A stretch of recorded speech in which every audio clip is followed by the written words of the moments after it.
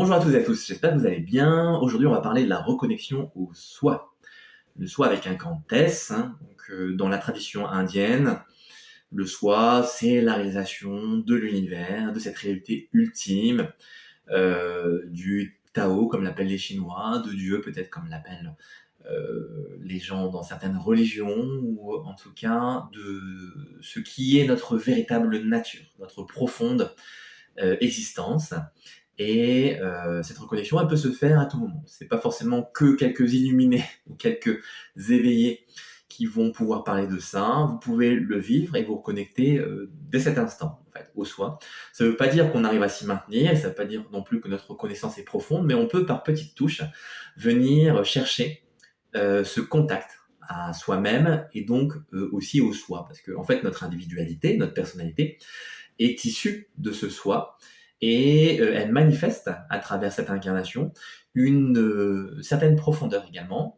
Alors bien sûr, peut-être d'un certain côté limité par nos souffrances, par nos points de vue, par nos perspectives, par notre façon mentale aussi un petit peu de confiner les choses à une réalité figée, définie, mais n'empêche que tout le monde y a accès. C'est-à-dire que à certains moments de plénitude, au contraire de vide, on va pouvoir trouver ces moments de grâce où les choses vont se déposer en nous. Ça peut être simplement voilà, dans la campagne, un moment de calme, et puis d'un coup, toutes les choses se mettent à vibrer au ralenti.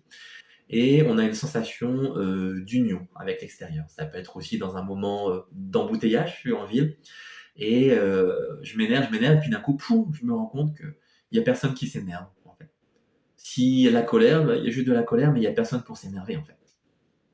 Ça peut être dans un moment d'activité physique, hein, dans des sports extrêmes. Je suis en train de faire de l'escalade, je suis au bout de ma vie, je suis dans un épuisement total et d'un coup, il y a une énergie supplémentaire qui jaillit et ça va faire remonter une force incroyable et d'un coup, je grimpe, voilà, comme un singe et je vois tout, j'entends tout, je ressens tout et il y a cette ramification de l'être qui vient s'instimer en moi et qui me montre en fait un chemin sur la paroi, mais un chemin surtout en moi-même. Il y a des témoignages de gens aussi qui ont vécu des moments effectivement de grâce en méditation, hein, où la lumière, cette connaissance intime de soi, va redevenir évidente, éclatante, comme si je me rendais compte de qui j'étais vraiment et ça se mettait à jour en fait dans une sorte de fluctuation de notre réalité extérieure et intérieure, hein. L'extérieur peut disparaître ou se mouvoir différemment, les couleurs peuvent devenir par exemple plus chatoyantes, ça vous est peut-être déjà arrivé. Vous avez la sensation que votre œil voit l'extérieur de manière complètement différente, c'est-à-dire que les couleurs vont prendre une dimension. Alors, on est déjà en 3 dimensions, mais c'est comme s'il y avait quelque chose qui vous sautait aux yeux et que les objets, les arbres, les murs autour de vous, le ciel, les gens autour de vous, les voix, tout ça, ça prenait une texture comme si vous étiez vraiment impliqué, imbriqué dedans et que vous sentiez que il y a quelque chose de plus complet, de plus aussi concret qui vient vous cueillir en fait au fond de vous-même et à la fois, c'est impalpable et en même temps, c'est quelque chose qui vous dirige vers cette voie, j'allais dire universelle, mais qui prend aussi un chemin unique à travers vous. Donc c'est pour ça, en fait, que tout le monde ne va pas expérimenter le soi de la même façon et que le soi, parfois, prend des chemins un peu détournés. Ça peut être aussi des chemins de violence, des chemins de souffrance, hein. Beaucoup de personnes font compte de toutes les épreuves, de toutes les duretés de la vie qui les ont menés à se rendre compte, à un moment donné, de lâcher prise avec cette sensation de ne pas contrôler les choses. Et à un moment donné, de dire, bon bah ok, j'abandonne, je peux plus rien faire, et je me laisse aller. Et là, dans ce moment d'ouverture, il y a un souffle qui se crée, qui se produit en soi-même, et on se voit autrement, on voit les choses autrement, et il n'y a plus un centre individuel, c'est-à-dire, moi, je crois que la vie est dure, moi, je souffre, moi, je vois qu'il faudrait faire ceci, il faudrait changer cela, le monde devrait être tel que je le pense, ou c'est impossible de changer les choses, c'est trop difficile, je renonce à tout. Voilà. Et ce centre du jeu, je suis moi-même, laisse la place à un sujet plus grandiose, qui n'est pas un centre d'entité, c'est pas une entité comme un sujet personnel, c'est un sujet universel, c'est-à-dire moi en tout. et tout en moi. Voilà. Ça, c'est un degré un petit peu élevé, mais en tout cas, ça ressemble un petit peu à ça. Et vous pouvez le vivre aussi dans des activités, par exemple en marchant dans la nature ou en faisant votre tricot. Oui, des personnes font encore du tricot. Oui, oui. Ne rigolez pas, ça existe. Hein, et même, elles ont un grand plaisir. Voilà. Oui, je fais du tricot. Non, je plaisante, non. J'ai jamais fait de tricot, mais pourquoi pas, hein. Il n'y a pas de mauvaises activités. Par exemple, si vous faites des collections, vous peignez les miniatures, il n'y a rien de ridicule en fait. On peut simplement en observant un tableau, en regardant des porte-clés qu'on collectionne, en s'amusant avec son fils ou sa fille, en jouant au foot, en regardant les oiseaux passer. Il y a pas d'activité spirituelle. Il y a des moments qui vont, par la grâce, hein, on dirait de Dieu, ils vont vous laisser percevoir cette réalité. Il y a le ciel qui va s'ouvrir, hein, ça peut arriver dans des expériences, connexion avec la galaxie, avec les étoiles. Un moment simplement de reconnaissance de soi-même. Voilà, c'est ça en fait. La reconnaissance du soi, c'est à travers l'expérience de voir ce qui est. Et ça, c'est magnifique. Donc ça peut offrir des moments de joie, ça peut donner une béatitude, on peut rigoler pour rien. Et ça, c'est important de rigoler pour rien. D'ailleurs, vous avez peut-être entendu parler du yoga du rire. Eh bien, en fait, au début, on se force à rire parce qu'en général, quand on va pratiquer ce yoga, c'est parce que on n'est pas bien en soi-même et on se dit comment je vais faire pour comment dire, reconnecter avec ça, avec ce rire intérieur, ce rire profond qui rigole pas pour quelque chose, mais pour rien du tout. Je n'y arriverai pas, je suis triste, j'ai perdu mon travail, j'ai perdu ma femme, j'ai perdu mon compagnon, j'ai perdu un enfant. Je sais pas, le mal-être vient de quelque part que je ne sais pas pointer. Et donc, rigoler, rire n'est pas dans ma nature, n'est pas dans mon moment actuel. Et pourtant, en fait, justement, c'est redonner de l'espace pour rien. À ce moment où tout est triste, tout est lourd, c'est laisser cette petite étincelle divine qui dit, en fait, je ne suis rien. Je ne suis pas ce que je crois, je ne suis pas la souffrance, je ne suis pas la violence intérieure, je ne suis pas la colère, je ne suis pas l'injustice, je ne suis pas l'impuissance. Je ne suis pas la joie non plus. Je ne suis pas la personne en face de moi. Je ne suis pas ce que je crois être. Et je suis rien, c'est-à-dire qu'à un moment donné, je laisse la définition s'en aller. Je n'ai pas besoin de me définir. Et à ce moment-là, on recontacte avec le soi. Alors, c'est pas forcément parce que je le comprends intellectuellement et que vous avez compris ce que je dis que vous arrivez à le faire, mais en méditant dessus, en vous laissant aller à cette réalité, il y a des moments. Il faut s'accrocher parce que bien que vous ayez peut-être des pratiques depuis des semaines, des mois, des années, ça ne vient pas. Mais courage, persévérance, parce que ça va venir à un moment donné. Simplement, c'est que si ça ne vient pas, c'est qu'il y a quelque chose qui s'accroche. Et parfois, on a la tête dure et notre mental, nos émotions, notre corps vont vraiment, vraiment résister. Et ça peut être vraiment très frustrant, même si vous faites d'autant plus que vous faites des efforts. Mais le chemin appartient à chacun. On ne peut pas dire ce qu'il en est pour vous. C'est à vous de le vivre, bien que vous puissiez vous inspirer évidemment du chemin des autres et essayer de reconnecter à travers l'expérience que vous vivez en collectif. Alors c'est ça l'intérêt d'écouter ce genre de vidéos ou d'aller à la rencontre d'autres personnes. Mais votre expérience vous appartient, c'est unique. On peut pas la copier-coller sur celle de quelqu'un d'autre, même si c'est inspirant comme je disais. Donc la reconnexion au soi, oui, ça donne des moments de grâce, donc des moments de fusion avec l'univers, avec la nature, des moments où votre corps va vibrer d'une énergie incroyable, votre cœur va exploser de joie, pour rien, évidemment. Vous n'avez pas besoin d'aimer ou d'être aimé pour avoir l'amour. L'amour, il n'est pas défini par une personne. Hein. L'amour, c'est pas en direction d'un objet, de quelque chose ou de quelqu'un. L'amour, c'est quelque chose qui est un mot pour la plupart d'entre nous, ou une émotion. Mais en fait, c'est plus qu'une émotion, c'est une énergie tellement puissante en fait qu'elle va faire décoller en fait toutes nos notions d'amour, en tout cas les décoller de cet attachement, voilà, l'attachement à la chose, à la personne. Et voilà, pour l'avoir vécu, ce que je peux vous dire, c'est que l'amour avec un grand A, hein, l'amour inconditionnel, comme on l'explique, après ça relativise l'amour personnel, c'est-à-dire que c'est très beau de vivre l'amour entre individus. Mais en fait, ce qui est encore plus beau, à mon sens, c'est de vivre l'amour entre individus grâce à partir de l'amour inconditionnel. Et du coup, ça fait que l'autre, on va pas le ressentir comme une possession, et soi-même, on ne se ressent pas la possession de la... Parce que souvent, il y a de l'attachement. Quand on se sépare, j'ai perdu la personne en face de moi. Vous ne perdez personne. L'amour, il n'a pas bougé. L'amour avec un grand A. Ce que vous avez perdu, ou ce qui a changé, s'est transformé en forme, c'est la relation à l'autre. Et la relation à soi-même. Et c'est aussi d'ailleurs, si j'aborde le thème de la confiance en soi, hein, le contact au soi, c'est pas retrouver la confiance en soi, c'est d'abandonner le soi qui a besoin d'avoir confiance en lui-même, ou qui ne croit pas en lui-même. C'est à un moment donné se rendre compte que ce qui part de moi, de mon véritable moi, ne peut pas ne pas avoir confiance, puisque ce centre-là n'est pas une personne.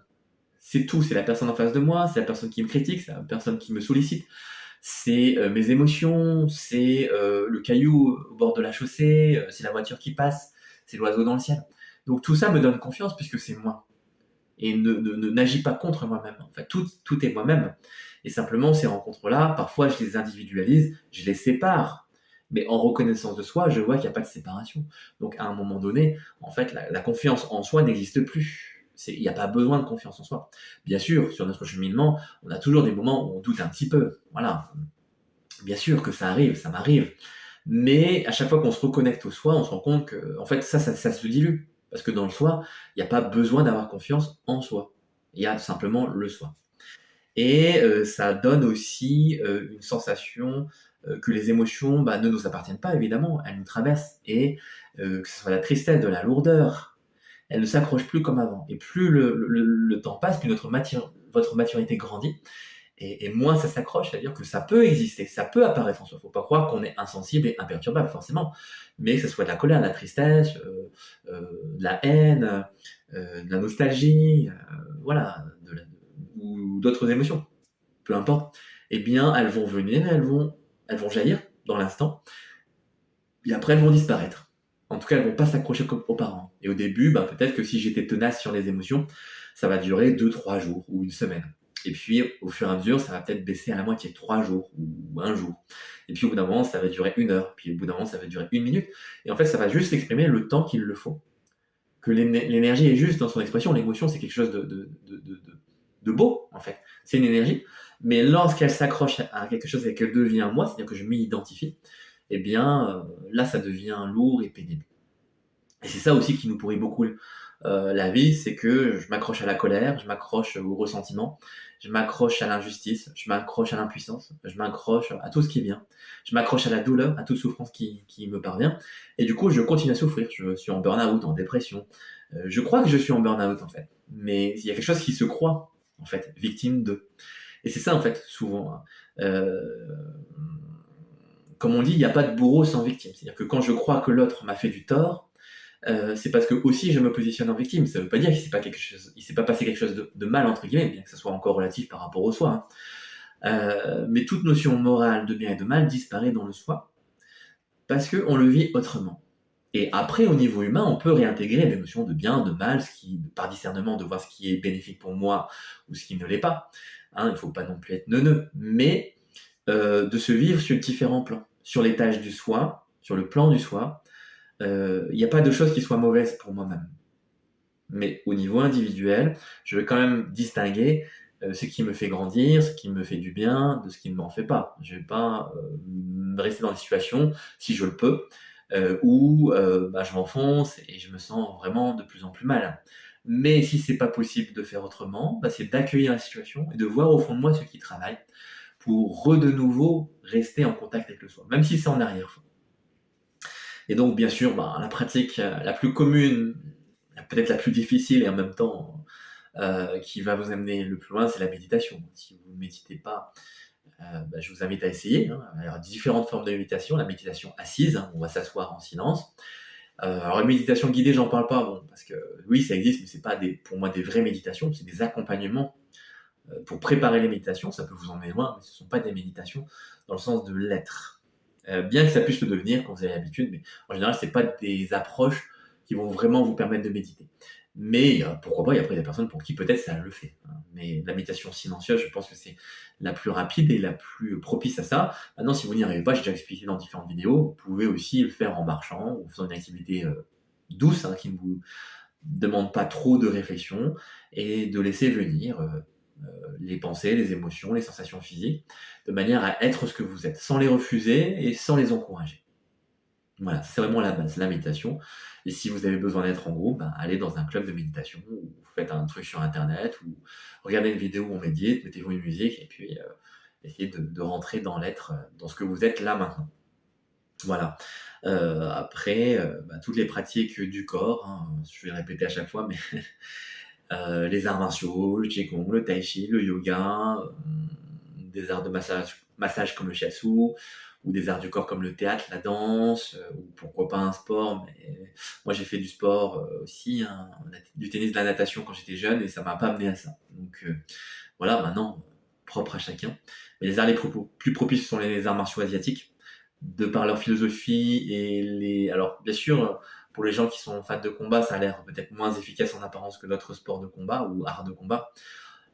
Mais derrière, ça a été étudié très profondément. Et notamment, ce sont des arts issus des guerriers, donc des champs de bataille. C'est pour ça que parfois on se dit à main nue ou sur des situations de rue, c'est moins efficace parce que c'est issu du combat avec armes. Et dans ce combat avec armes, eh bien, il y avait la situation de c'est ma vie ou celle de l'autre. Donc il n'y avait pas de transigence. Et à travers cette intransigeance, eh bien, on va forcément à l'essentiel, c'est-à-dire vers l'être. S'il y a une question de vie, de mort, eh bien, forcément les choses sont relativisées. Si ça vous est déjà arrivé dans la vie d'être dans une situation où votre vie est en jeu, vous voyez que toutes les choses inutiles ou les choses superficielles tombent. Et ce qui était important devient vraiment sans substance, et ce qui était peut-être pas si important que ça reprend de l'intérêt et se remet au premier plan. Voilà. Et donc là, on contacte directement au soi. Donc la reconnexion au soi, c'est à travers ce que je vis, voir ce que je suis, en fait. Et à travers ce que je suis, émaner cette existence, qui finalement est la manifestation de ma propre réalité, c'est-à-dire l'incarnation d'une divinité, d'une facette de la divinité, qui va se réaliser au fur et à mesure, même si ça prend du temps, même si ça prend des vies et des vies. Hein. À savoir que de vie en vie, en fait, c'est pas vraiment une réincarnation, c'est une incarnation de l'âme ou de l'être qui se vit sur différentes dimensions. Donc en fait, c'est une multidimensionnalité qui se vit en un instant. Et du coup, on n'est pas d'autres incarnations, passé, présente, future. On est une incarnation qui se vit sous de multiples facettes incarnées. Donc différentes vies, différentes existences, différentes planètes, différentes dimensions, dans plein d'espaces-temps différents, et tout ceci en maintenant. Et donc tout ceci peut se reconnecter avec l'illusion que notre mental donne du temps. Et en fait, ça aussi, dans la reconnexion au soi, le temps disparaît. C'est-à-dire qu'il y a des moments où vous pouvez voir que une seconde, une heure, c'est pareil. Vous savez pas combien de temps. Alors oui, bien sûr, vous pouvez l'estimer parfois. Vous savez pas. Le temps, ça n'existe pas. Vous êtes vieux, jeune, ça veut rien dire. L'âge ne veut rien dire. Votre naissance ne veut rien dire. Vous n'êtes jamais né et vous n'êtes jamais mort, en fait.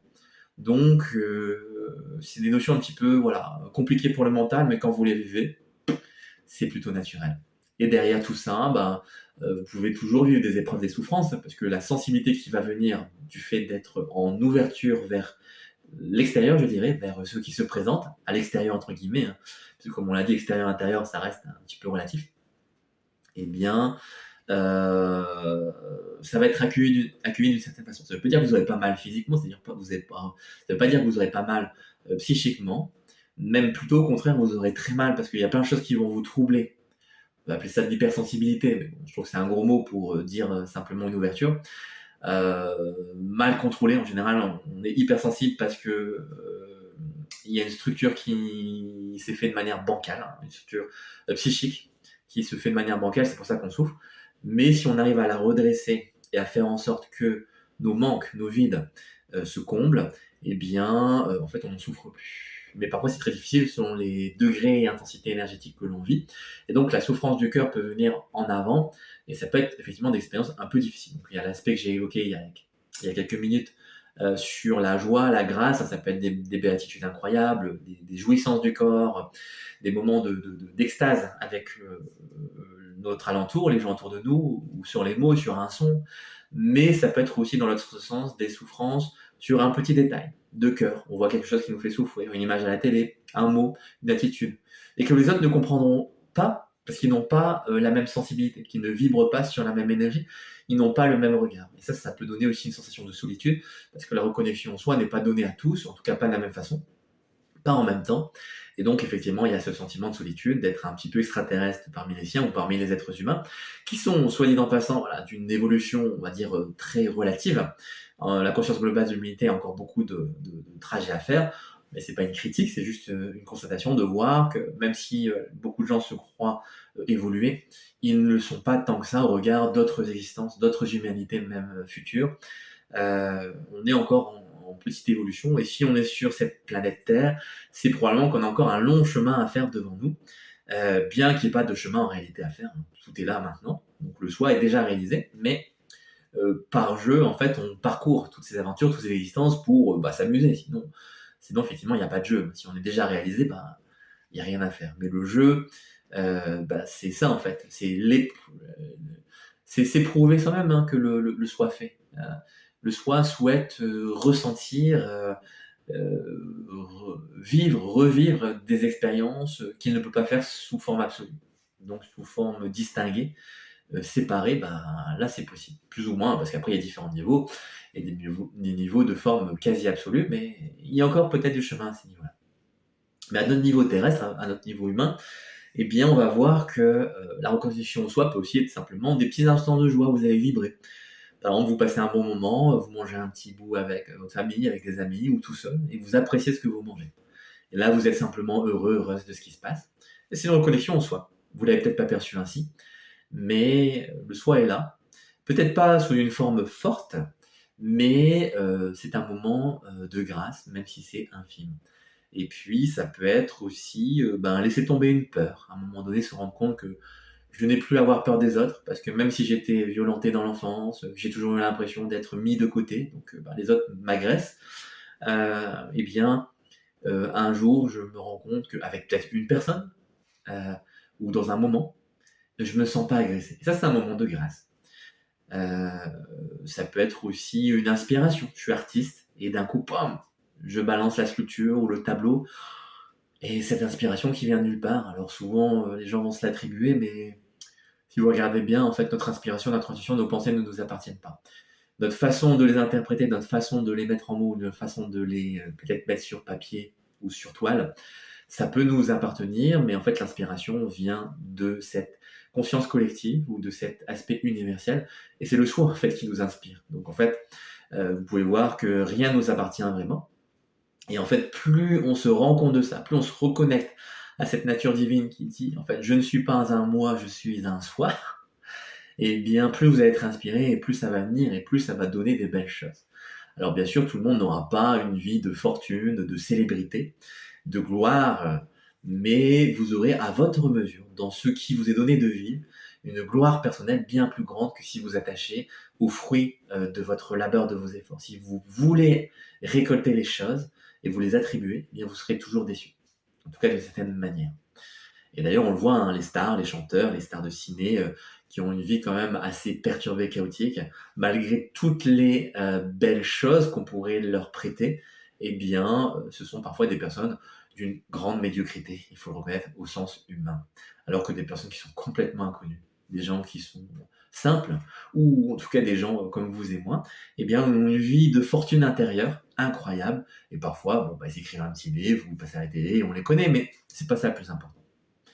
Alors, voilà, j'ai déjà parlé de pas mal de choses. Le soi aussi, comment vous le reconnectez, c'est difficile, hein. Je peux plus vous parler d'expérience. Le soi, déjà, ça va activer les chakras, ça va les faire vibrer sous une autre gamme de fréquences, et donc vous allez avoir des sensations corporelles où ça va, comme si ça vous remplissait dans le corps, et que vous aviez une sorte de gonflement intérieur. Donc si vous étouffiez de l'intérieur, que votre corps était trop petit pour contenir, un peu comme une montgolfière qui grossirait, mais qui n'a pas de limite. En fait, ça gonfle, ça gonfle, ça gonfle, et à un moment donné, votre corps est trop petit. Donc, il faut le temps aussi que le corps physique s'adapte au corps énergétique, et que la transition se fasse. Donc, il y a des transformations, transmutations qui se font aussi, donc une sorte d'alchimie intérieure, où vos neurones, vos systèmes nerveux va changer, hein. Donc, votre façon de penser va changer, et donc, vous allez travailler sur des connexions instantanées, c'est-à-dire des simultanéités dans le temps, hein, comme je vous disais. Le présent, le passé, le futur vont changer, ça va plus s'amalgamer à une linéarité, mais plutôt à une simultanéité. C'est-à-dire que vous allez capter des choses dans le temps, des choses du futur, des choses du présent, des choses du passé, mais maintenant, en fait. Tout ceci va se présenter maintenant, donc ça va vous donner une plus grande intuition, Mais c'est pas le but, c'est simplement parce que vous êtes présent aux choses et vous ne le cherchez pas forcément, c'est pas un développement qu'on veut, bien qu'on puisse bien sûr le travailler. C'est une ouverture qui fait que je suis connecté au présent qui contient tous les présents, c'est-à-dire le passé, le présent et le futur linéaire. Et donc dans cette simultanéité, vous allez avoir des informations, une manière de réfléchir qui vous donne des clés, aussi bien pratiques, je suis en train de bricoler, de réparer ma voiture, de réparer, je sais pas moi, de faire la peinture, et je vais voir le problème, ça va me sauter aux yeux. Il y a aussi les problèmes humains, où je vais voir mieux comment fonctionnent les gens, je vais voir mieux comment je fonctionne, et donc je vais agir différemment, je vais être plus tolérant et en même temps plus subtil, avoir plus de discernement, je vais réussir à mieux parler aux gens, être plus aussi fin dans mes conversations et dans mes gestes.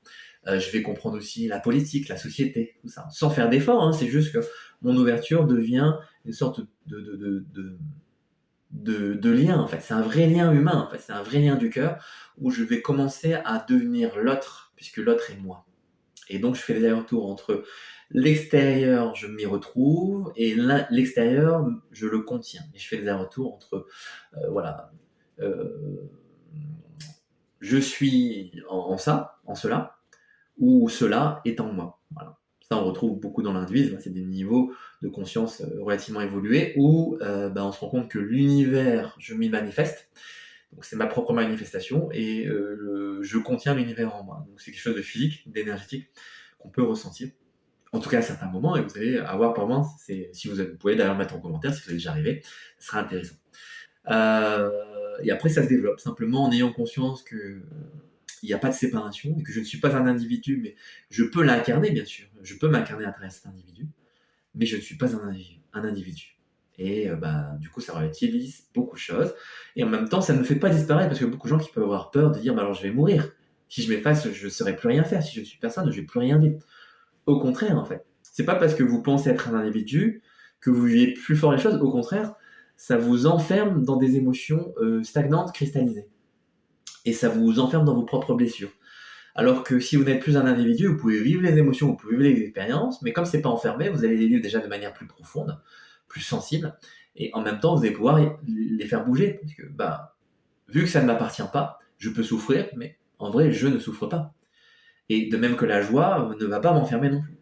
L'amour ne va pas m'enfermer. Donc je vais pouvoir vivre des relations saines et offrir aux autres une véritable générosité, puisque je n'essaye pas d'enfermer l'autre dans mon monde, de l'attirer à moi en disant ce que je pense, ce que je ressens est plus important que ce que l'autre ressent. Parce que souvent, c'est comme ça qu'on se comporte. Voilà. Et si vous regardez, si vous êtes un peu honnête avec vous-même, vous verrez que tout le monde fait ça. C'est de croire que l'autre ressent les mêmes choses que lui-même et qu'il devrait faire tel que nous, on pense. C'est un peu tyrannique comme comportement.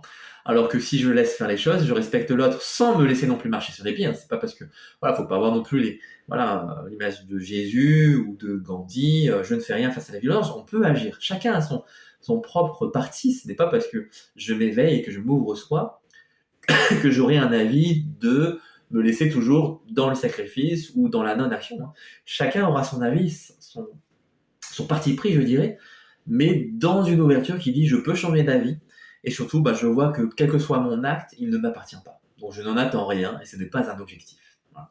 Et donc cette reconnexion au soi va vous donner la liberté, en fait, c'est ça, une grande liberté d'agir, et c'est magnifique, en fait.